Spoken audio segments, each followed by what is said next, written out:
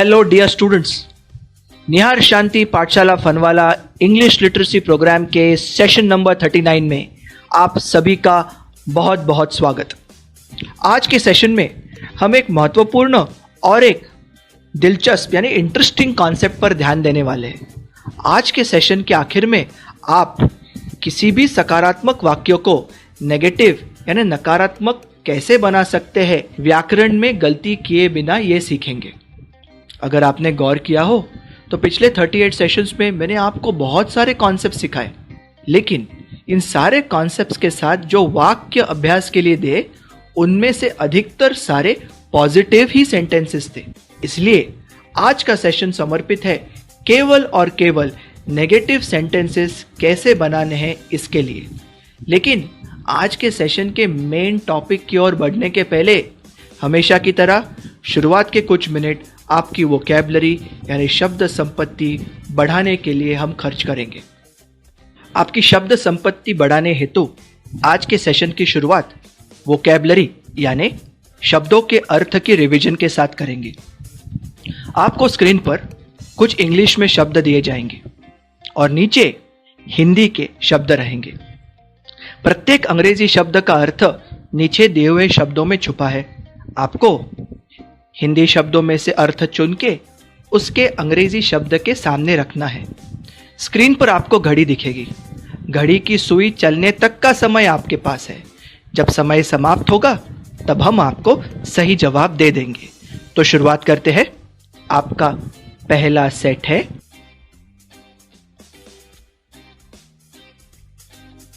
सही जवाब है मिरर, आईना, कोम्स, कंघी, एक होगी तो कोम्ब, अनेक होगी तो कोम्स, क्लॉक घड़ी, क्लोथ्स कपड़े, चेयर कुर्सी, सेट नंबर 2।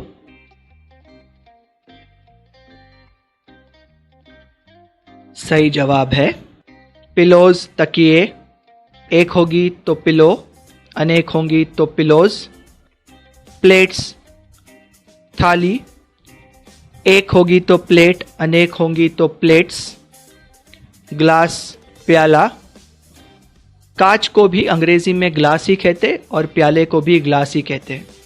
स्पून्स चम्मच, एक होगा तो स्पून, अनेक होंगे तो स्पून्स, सोप्स साबुन, एक सोप, अनेक सोप्स, सेट नंबर 3।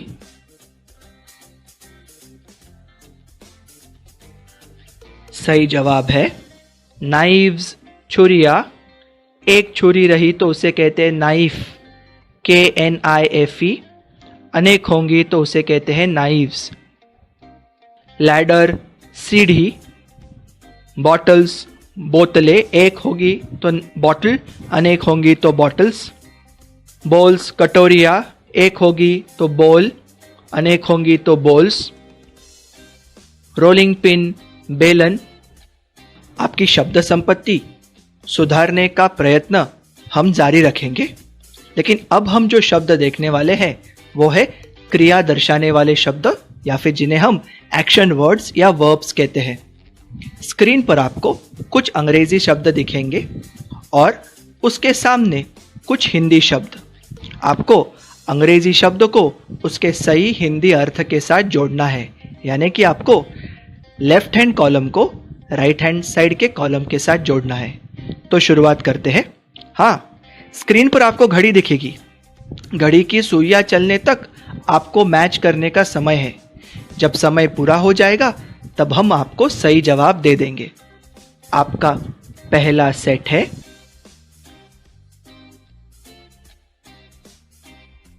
सही जवाब है प्रे प्रार्थना करना, प्रेस दबाना, पनिश सजा देना, रीच पहुंचना, रिमेंबर याद आना, सेट नंबर 2।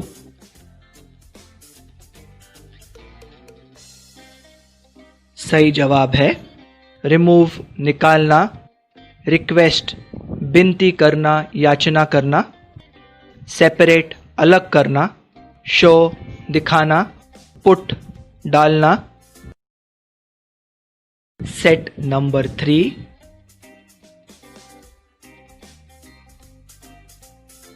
सही जवाब है स्टिक चिपकाना, थ्रो फेंकना, से कहना, सी देखना, सेल बेचना।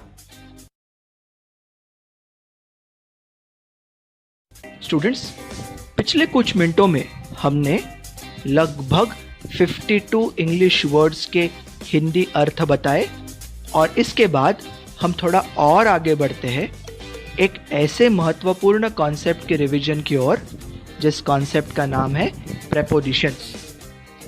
कैसे करेंगे? सेम मैच द कॉलम आपके सामने स्क्रीन पर एक एक करके कुछ सेट ऑफ वर्ड्स आएंगे। लेफ्ट हैंड साइड में इंग्लिश, राइट हैंड साइड में हिंदी। आपको इंग्लिश शब्दों का सही हिंदी अर्थ चुनना है। घड़ी का समय समाप्त होने के बाद हम आपको सही जवाब देंगे और उसके बाद हर प्रेपोजिशन का सही अर्थ भी बताएंगे। तो शुरुआत करते हैं प्रेपोजिशंस की एक्सरसाइज के साथ। आपका पहला सेट है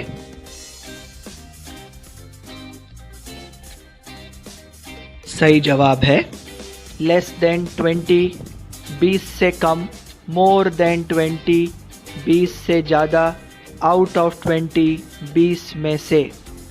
ये 3 प्रेपोजिशंस के अर्थ बने।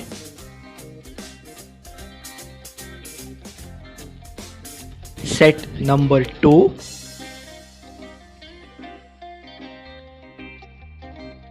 सही जवाब है फॉर दिस कंट्री, इस देश के लिए, ऑफ दिस कंट्री, इस देश के, फ्रॉम दिस कंट्री, इस देश में से। इन 3 प्रेपोजिशंस के अर्थ बने।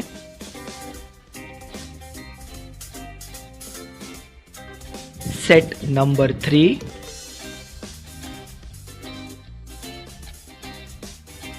सही जवाब है सिंस दिवाली, दिवाली से, ड्यूरिंग दिवाली, दिवाली दौरान। इन 2 प्रेपोजिशंस के अर्थ बने। सेट नंबर 4,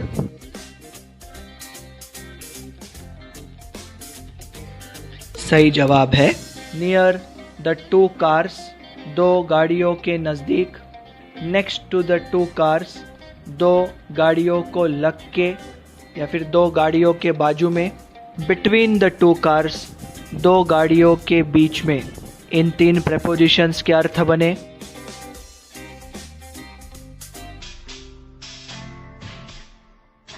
इंग्लिश में नेगेटिव सेंटेंस बनाना बहुत ही आसान है, लेकिन कुछ नियमों का पालन करना होता है। हम तो ये जानते हैं कि अगर सिंपल टेंस का वाक्य हुआ तो उस वाक्य में या तो पावर वर्ड 1 होगा, या तो पावर वर्ड 2 होगा, या फिर एक्शन वर्ड होगा। अगर पावर वर्ड 1 का उपयोग हो रहा है तब उस वाक्य में सब्जेक्ट का वर्णन हो रहा है, कौन है, कहाँ है, कैसा है। अगर उस वाक्य में पावर वर्ड 2 का उपयोग हो रहा है तब सब्जेक्ट के मालकी अधिकार की बात हो रही है, उसके पास क्या है, उसको क्या है। और अगर एक्शन वर्ड का उपयोग हो रहा है मतलब वाक्य में हम सब्जेक्ट क्या क्रिया करता है इसके बारे में बात कर रहे होते हैं। कैसे बनाते हैं पावर वर्ड 1 वाले सेंटेंसेस को नेगेटिव? बहुत ज़्यादा आसान है। कैसे करना है?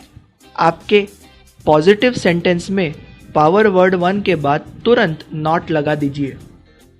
तो अगर मेरा पॉजिटिव सेंटेंस है ही इज़ अ डॉक्टर, आपका नेगेटिव बन जाएगा he is not a doctor. अगर आपका पॉजिटिव सेंटेंस है she is in Mumbai, negative बन जाएगा she is not in Mumbai. अगर आपका पॉजिटिव है ही वॉज माई टीचर, तो नेगेटिव बन जाएगा he was not my teacher.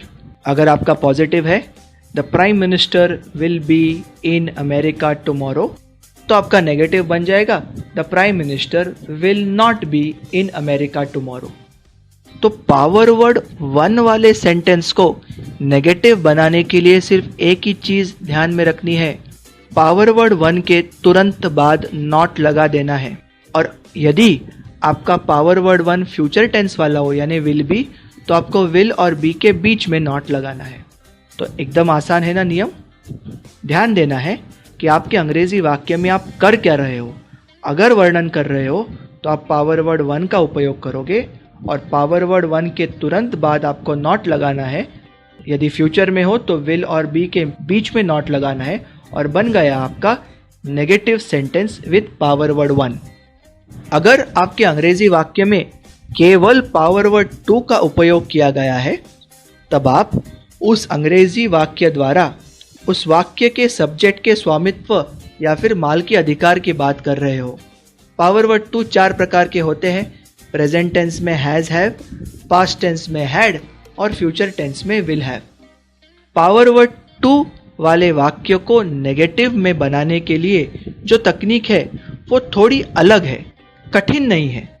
तो हम ये क्या टेक्निक है वो पढ़ते हैं। सबसे पहले आपका जो भी वाक्य हो उसका आप काल पहचानिए। काल कैसे पहचानना होता है? वाक्य में जो पावर वर्ड 2 है उसका जो काल वही पूर्ण वाक्य का काल। अगर वाक्य में हैज या हैव है तो हैज और हैव प्रेजेंट टेंस होने के चलते संपूर्ण वाक्य सिंपल प्रेजेंट टेंस। अगर वाक्य में हैड है तो हैड पास्ट टेंस होने के चलते संपूर्ण वाक्य सिंपल पास्ट टेंस। और अगर वाक्य में विल हैव है तो विल हैव फ्यूचर होने के चलते संपूर्ण वाक्य सिंपल फ्यूचर। तो पहली स्टेप, ओरिजिनल सेंटेंस का काल पहचानिए। स्टेप 2, काल पहचानने के पश्चात पावर वर्ड 2 के पहले नॉट इस शब्द को डालिए। स्टेप 3, नॉट डालने के पश्चात नॉट के बाद जो भी पावर वर्ड 2 हो, जो भी, उसको हैव बना दीजिए। हैज होगा तभी भी हैव बना दीजिए, हैड होगा तभी भी हैव बना दीजिए, और अगर पहले हैव था तो कोई बदलने की ज़रूरत ही नहीं। उसके बाद की स्टेप, अगर आपके ओरिजिनल वाक्य का काल प्रेजेंट टेंस था तो नॉट के पहले आप डू और डज डालेंगे। अगर आपके ओरिजिनल वाक्य का काल पास्ट टेंस था तब आप नॉट के पहले डिड डालेंगे। और अगर आपके ओरिजिनल वाक्य का काल फ्यूचर था ना तो नॉट के पहले वैसे ही विल है। अब डू और डज में से कौन सा चुनना है? अगर आपका सब्जेक्ट आई यू वी दे है तो डू चुनना है, और अगर ही शी इट है तो डज चुनना है। चलिए कुछ उदाहरण की मदद से इन नियमों को फिर से देखते हैं। मेरा पहला वाक्य है आई हैव अ डॉग, मेरे पास एक कुत्ता है। Have power word 2 present tense, इसलिए वाक्य का काल प्रेजेंट टेंस। स्टेप 2, हैव के पहले मैंने नॉट लगा दिया, मेरा वाक्य बन गया आई नॉट हैव अ डॉग। उसके पश्चात मैंने नॉट के पहले डू और डज डाल दिया। डू और डज क्यों डाला? क्योंकि मेरे ओरिजिनल वाक्य का काल प्रेजेंट टेंस था। अब मैं जानता हूं कि आई इस प्रोनाउन के साथ कभी भी एस से समाप्त होने वाला शब्द नहीं जाएगा, इसलिए डू और डज में से मैंने डू का सिलेक्शन किया तो मेरा नेगेटिव वाक्य बन गया I do not have a dog. अगला उदाहरण, his cat has a long tail, उसके बिल्ली की लंबी पूंछ है। इस वाक्य का काल पहचानना है। Power word 2 has present tense होने के चलते संपूर्ण वाक्य simple present tense. Step 2, power word 2 के पहले नॉट डालना है, मेरा वाक्य बन गया his cat not has a long tail. Next step, not के तुरंत बाद आने वाला शब्द हैव बनाना है, तो मैं हैज को कट करके हैव लिखूंगा, तो मेरा वाक्य बन गया his cat not have a long tail. अब नॉट के पहले डू या डस को डालना है। मैं किसके बारे में बात कर रहा हूं? हिज कैट, उसकी बिल्ली। उसकी बिल्ली प्रोनाउंस टेबल पे कौन? इट। इट के साथ एस से समाप्त होने वाला शब्द जाएगा, तो मैं डू और डज में से डज का चयन करूंगा, तो मेरा वाक्य बना his cat does not have a long tail. Next, they had a house in Goa. Had power word 2 past tense, वाक्य सिंपल पास्ट टेंस। नॉट डालना है तो मैंने नॉट डाल दिया हैड के पहले, वाक्य बना they not had a house in Goa. Step 3, had को मैंने हैव कर दिया, मेरा वाक्य बना they not have a house in Goa. उसके बाद नॉट के पहले मैं डिड डालूंगा क्योंकि मेरा ओरिजिनल वाक्य का काल पास्ट टेंस था, तो मेरा वाक्य बना they did not have a house in Goa. आखिरी उदाहरण देखते हैं, we will have a party tomorrow. Will have future tense, एकदम आसान फ्यूचर टेंस, विल और हैव के बीच में नॉट लगा दीजिए, मेरा वाक्य बना we will not have a party tomorrow. तो ये थे नियम पावर वर्ड टू वाले वाक्य को नेगेटिव करने के। सबसे पहले ओरिजिनल वाक्य का काल पहचानो, उसके बाद पावर वर्ड टू के पहले नॉट लगाओ, उसके बाद पावर वर्ड टू जो भी हो उसका हैव कर दो, उसके बाद नॉट के पहले डू डज या डिड में से कोई भी एक शब्द चुनो। अगर ओरिजिनल वाक्य प्रेजेंट टेंस में हुआ तो डू या डज, पास्ट टेंस में हुआ तो डिड। डू या डज में से कौन सा सिलेक्ट करना है? वाक्य में जिसके बारे में बात हो रही है, अगर वो आयु वी दे रहा तो डू, ही शी इट हुआ तो डज। और वाक्य अगर फ्यूचर टेंस में तो एकदम ही आसान, विल और हैव के बीच में नॉट लगा देना है। तो ये थे नियम पावर वर्ड टू वाले वाक्य को नेगेटिव करने के। अगर आपके वाक्य में पावर वर्ड वन और पावर वर्ड टू नहीं है लेकिन एक्शन वर्ड है, तो उस एक्शन वर्ड वाले सेंटेंस को नेगेटिव करने के लिए जो नियम है वो पावर वर्ड टू वाले ही नियम है। मैं क्विकली आपको एक्सप्लेन करता हूं। सबसे पहले आपको ओरिजिनल वाक्य का काल पहचानना है। काल पहचानने के बाद आपके वाक्य का जो भी एक्शन वर्ड है उसके पहले आपको नॉट लगाना है। नॉट लगाने के पश्चात एक्शन वर्ड को बदलकर उसके मूल रूप में लाना है एस के बिना। मतलब अगर ईट्स होगा तो ईट लिखना है, एट होगा तो ईट लिखना है। अगर आपका स्लीप्स रहा तो स्लीप लिखना है, स्लेप्ट रहा तो स्लीप लिखना है। तो एक्शन वर्ड कोई भी हो, नॉट के बाद हम उसको उसके प्रेजेंट टेंस के फॉर्म में लेकिन बिना एस के लगाएंगे। उसके बाद नॉट के पहले डू, डज या डिड में से एक शब्द लेके आएंगे। डू या डज कब लेके आएंगे? जब मेरा ओरिजिनल वाक्य प्रेजेंट टेंस में हो। डिड को कब लेके आएंगे? जब मेरा ओरिजिनल वाक्य पास्ट टेंस में हो। अगर मेरा वाक्य प्रेजेंट टेंस है तो अभी मुझे डू और डज में से एक को सिलेक्ट करना है। अगर वाक्य में जिसके बारे में बात कर रहा हूं वो आयु वी दे रहा तो डू, ही शी इट हुआ तो डज। अगर मेरा वाक्य फ्यूचर टेंस में है तो बहुत आसान है, बहुत ज्यादा आसान। विल और एक्शन वर्ड इन दोनों के बीच में नॉट को छोड़ देना है। तो अगर मैंने कहा I will sleep well tonight तो मेरा नेगेटिव बन जाएगा I will not sleep well to night.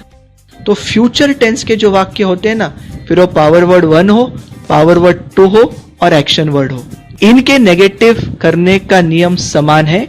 Will के तुरंत बाद नॉट डालना है, तो पावर वर्ड वन में वो विल नॉट बी हो जाएगा, पावर वर्ड टू में वो विल नॉट हैव हो जाएगा और एक्शन वर्ड में विल नॉट और जो भी एक्शन वर्ड है ईट, स्लीप, ड्रिंक, डांस, सिंग, टीच, लर्न, ये हो जाएगा।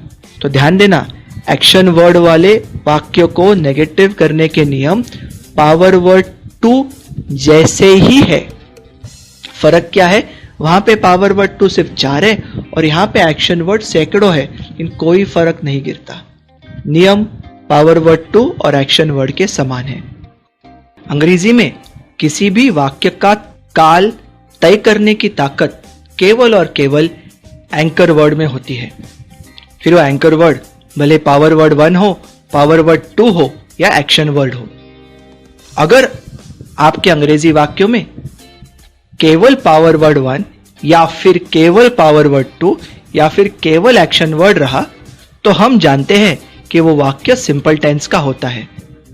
फिर वो सिंपल प्रेजेंट भी हो सकता है, पास्ट भी हो सकता है और फ्यूचर भी हो सकता है। ये कौन तय करेगा? जो एंकर वर्ड का काल वही उसके वाक्य का काल। अब आपको स्क्रीन पर कुछ अंग्रेजी वाक्य दिखने वाले हैं। आपको प्रत्येक अंग्रेजी वाक्य का टेंस यानी कि काल पहचानना है। वाक्य कितना भी बड़ा हो, उसमें 6 शब्द रहे या फिर 60, हमको डरने की आवश्यकता नहीं। मुझे वाक्य का अर्थ पता भी न हो तभी भी मैं वाक्य का काल पहचान सकता हूं, क्योंकि वाक्य का काल पहचानने के लिए मुझे वाक्य में केवल एंकर वर्ड को ढूंढना होता है। क्योंकि इस सेशन का हमारा फोकस है नेगेटिव सेंटेंसेस, इसलिए इस एक्सरसाइज में आगे आने वाले जो वाक्य है वो सभी नेगेटिव सेंटेंसेस है। आपको स्क्रीन पर एक एक करके वाक्य दिखेंगे। आपको हर एक वाक्य का टेंस पहचानना है। स्टूडेंट्स ध्यान देना, नॉट इस शब्द से वाक्य का काल बदलता नहीं। सेंटेंस नेगेटिव हो या फिर पॉजिटिव हो, वाक्य का काल तय करने की क्षमता केवल और केवल एंकर वर्ड में ही होती है। तो आपको अगर वाक्य का अर्थ भी पता न हो तब भी आप वाक्य का काल पहचान सकते हैं। तो शुरुआत करते हैं पहले वाक्य से। His country does not have any natural resources. इस वाक्य में एंकर वर्ड है हैव, जो कि है पावर वर्ड टू, लेकिन ये नेगेटिव सेंटेंस है और नेगेटिव सेंटेंस में हम जानते हैं कि नॉट के बाद हमेशा हैव ही आएगा। तो अब वाक्य का काल कौन तय करेगा? नॉट के पहले वाला शब्द। अगर वो डू या डज हुआ तो प्रेजेंट टेंस, डिड हुआ तो पास्ट टेंस और विल हुआ तो फ्यूचर टेंस। इस वाक्य में शब्द है डज, इसीलिए मेरे वाक्य का काल है सिंपल प्रेजेंट टेंस। अगला वाक्य देखते हैं। I did not fill all the buckets with water. इस वाक्य का एंकर वर्ड है फिल यानी भरना, जो कि है एक्शन वर्ड। लेकिन ये सेंटेंस नेगेटिव है क्योंकि इसमें नॉट आया। हम जानते हैं कि जब भी नॉट आएगा तब उसके बाद आने वाला एक्शन वर्ड हमेशा एस के बिना प्रेजेंट टेंस का होगा। इसका मतलब फिल इस शब्द की मदद से हम वाक्य का काल पहचान नहीं सकते। तो वाक्य का काल कैसे पहचाना जाएगा? नॉट के पहले आए हुए शब्द के मदद से। नॉट के पहले जो शब्द है वो है डिड। डिड मतलब पास्ट टेंस और इसीलिए ये वाक्य है सिंपल पास्ट टेंस। अगला वाक्य। 30 years back there were not many cars on the road। इस वाक्य में एंकर वर्ड है वर, जो कि है power word one. Power word one वाले नेगेटिव सेंटेंस बहुत ही आसान होते हैं। हम पावर वर्ड वन के बाद तुरंत नॉट लगा देते हैं। यहाँ पे डू, डज, डिड की झंझट नहीं होती। तो इस वाक्य का काल वही जो पावर वर्ड वन का काल। पावर वर्ड वन है पास्ट टेंस में, तो मेरा वाक्य है सिंपल पास्ट। अगला वाक्य। We still do not have 24 hours electricity in our village. इस वाक्य में एंकर वर्ड है हैव, जो कि है पावर वर्ड टू, किंतु ये वाक्य नेगेटिव है। नेगेटिव पावर वर्ड टू वाले वाक्य में हमेशा ही नॉट के बाद हैव आएगा। इसलिए काल पहचानने के लिए मैं नॉट के पहले वाले शब्दों को देखूंगा। डू डज हुआ तो प्रेजेंट, डिड हुआ तो पास्ट और विल हुआ तो फ्यूचर। यहाँ पे है डू, यानी कि ये वाक्य है सिंपल प्रेजेंट टेंस। अगला वाक्य। The sitting space on the back seat of the car is not very big. वाक्य बड़ा है, डरने की कोई आवश्यकता नहीं। वाक्य में एंकर वर्ड ढूंढना है। एंकर वर्ड है इज, जो कि है power word one. Power word one वाले वाक्य में नेगेटिव हो या पॉजिटिव, वाक्य का काल वो पावर वर्ड वन का काल होता है। इज प्रेजेंट टेंस होने के चलते वाक्य है सिंपल प्रेजेंट टेंस। एक आखिरी वाक्य उदाहरण के लिए लेते हैं। My sons 2 best friends do not go for any tuition classes. इस वाक्य में एंकर वर्ड है एक एक्शन वर्ड गो, लेकिन ये नेगेटिव होने के चलते नॉट के बाद तीनों काल में गो ही आएगा। तो वाक्य का काल कैसे ढूंढे? नॉट के पहले वाले शब्द से। नॉट के अगर पहले डू डज आया हो तो प्रेजेंट टेंस, डिड आया हो तो पास्ट टेंस और विल आया हो तो फ्यूचर टेंस। इस वाक्य में डू है, इसलिए वाक्य है सिंपल प्रेजेंट टेंस। अब आगे बढ़ते हैं एक थोड़ी सी मुश्किल एक्सरसाइज की ओर। अब आपको स्क्रीन पर एक साथ दो सेंटेंसेस दिखेंगे। इन दोनों में से केवल एक ही व्याकरण के अनुसार करेक्ट है, ग्रामेटिकली करेक्ट है। आपको करेक्ट सेंटेंस ढूंढना है। अभी आपके स्क्रीन पर दो सेंटेंसेस की जोड़ी आएंगी। प्रत्येक जोड़ी में एक वाक्य गलत है और एक वाक्य सही। सारे वाक्य नेगेटिव सेंटेंसेस के वाक्य हैं। आपको नेगेटिव सेंटेंसेस के नियम को याद रखते हुए इन दोनों में से किसी भी एक सही वाक्य को चुनना है। तो शुरुआत करते हैं। हमारी पहली जोड़ी यानी फर्स्ट पेयर है, all cars do not have only 4 tyres and all cars do not has only 4 tyres. सबसे प्रथम हमने देखा कि दोनों वाक्य नेगेटिव है। नॉट के बाद अगर वाक्य में पावर वर्ड टू हुआ तो हमेशा हैव ही होगा, ये नियम है। इसलिए इन दोनों में से जो सही विकल्प है वो है sentence number 1, all cars do not have only 4 tyres. अगली जोड़ी, next pair, every animal in that jungle not wild, और दूसरा every animal in that jungle is not wild. पहले वाक्य में अगर आप गौर से देखेंगे तो एंकर वर्ड है ही नहीं, ना पावर वर्ड 1 है, ना पावर वर्ड 2 है, ना एक्शन वर्ड है। एंकर वर्ड के बिना अंग्रेजी में वाक्य बन नहीं सकता। दूसरे वाक्य में लेकिन इज पावर वर्ड 1 है, इसलिए इन दोनों वाक्यों में से सही विकल्प है सेंटेंस नंबर 2। नेक्स्ट पेयर या जोड़ी, most girls in India do not has very long hair, और most girls in India do not have very long hair. पहले वाक्य में एंकर वर्ड है हैज जो कि है पावर वर्ड 2। दूसरे वाक्य में एंकर वर्ड है हैव जो भी है पावर वर्ड 2। अब ये दोनों वाक्य नेगेटिव है नॉट के चलते, लेकिन हम जानते हैं पावर वर्ड 2 वाले नेगेटिव सेंटेंस में नॉट के बाद केवल और केवल हैव ही आ सकता है। इसलिए इस जोड़ी में सही वाक्य है option number 2, most girls in India do not have very long hair. अगली जोड़ी, next pair, my mother is not on the terrace, my mother not on the terrace. पहले वाक्य में एंकर वर्ड है इज जो कि है पावर वर्ड 1। दूसरे वाक्य में एंकर वर्ड है ही नहीं, पावर वर्ड 1 भी नहीं, पावर वर्ड 2 भी नहीं, एक्शन वर्ड भी नहीं, इसलिए दूसरा वाक्य गलत ही है। तो मेरा सही विकल्प है ऑप्शन नंबर 1। अगली जोड़ी, that yellow shirt does not has only 2 buttons, और that yellow shirt does not have only 2 buttons।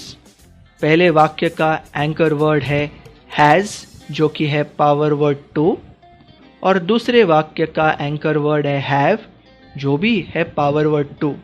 लेकिन ये दोनों वाक्य नेगेटिव है, और पावर वर्ड 2 वाले नेगेटिव सेंटेंसेस में हम जानते हैं कि नॉट के बाद आने वाला शब्द हमेशा हैव ही होना चाहिए। इसलिए इस जोड़ी का सही विकल्प है ऑप्शन नंबर 2। आखिरी जोड़ी लेते हैं, last pair, these fruits did not had a very good smell, और these fruits do not have a very good smell. पहले वाक्य में एंकर वर्ड है हैड जो कि है पावर वर्ड 2। दूसरे वाक्य में भी एंकर वर्ड पावर वर्ड 2 ही है और वो है हैव। दोनों वाक्य नॉट के चलते नेगेटिव है, लेकिन पावर वर्ड 2 वाले नेगेटिव वाक्यों में हम जानते हैं कि नॉट के बाद आने वाला शब्द केवल और केवल हैव ही हो सकता है। तो इन दो वाक्यों में सही विकल्प है ऑप्शन नंबर 2।